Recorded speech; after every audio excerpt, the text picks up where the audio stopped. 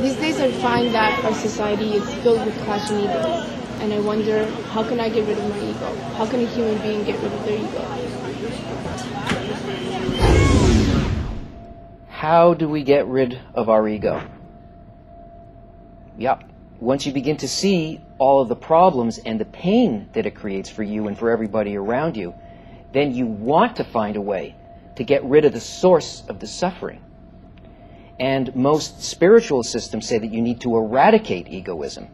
It's the problem. But you know, it's kind of the problem and the solution. Let's look at it. Before you can do anything about the ego, you need to identify what egoism is.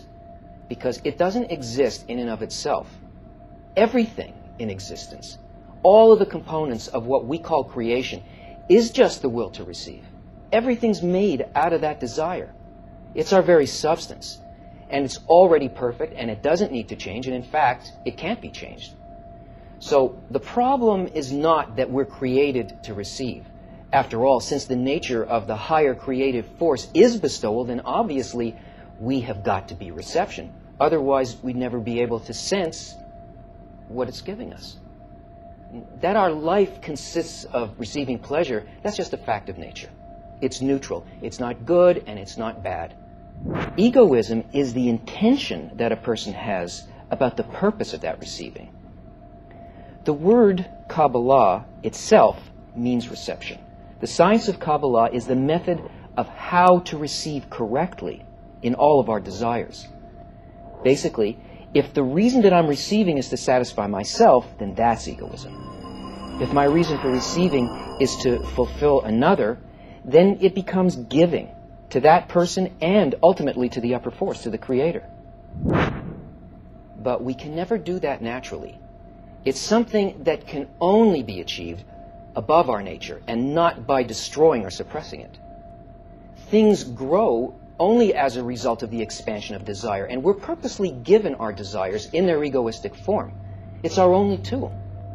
And it's only by expanding the ego and then correcting it that we could ever reach a state in which we would be able to exit it.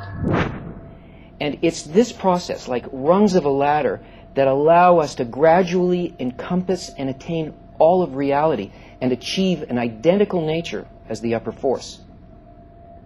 The outer action doesn't change, only the intention behind it, and that's enough. Because on the causal upper force level, intention is the only action. Imagine that there are two best friends, and one invites the other over for dinner.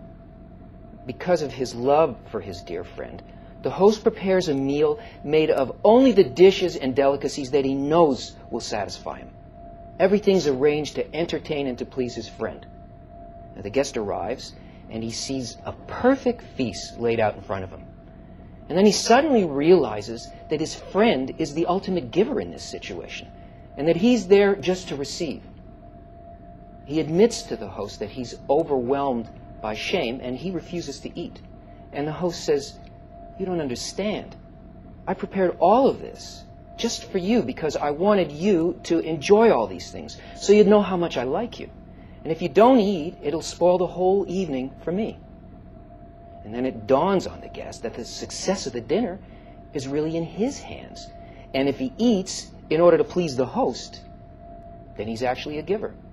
So he begins to eat and enjoy so that the host will receive the delight from all of the things that he intended and prepared for the guest. And in fact, by doing that, he even attains the mind of the host. Because now he's got the identical intention and love towards the host as the host has towards him. We are surrounded by a sea of light. We're constantly being given, and we're constantly receiving.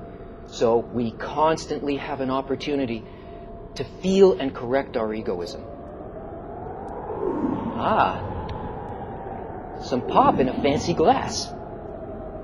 Here's to you.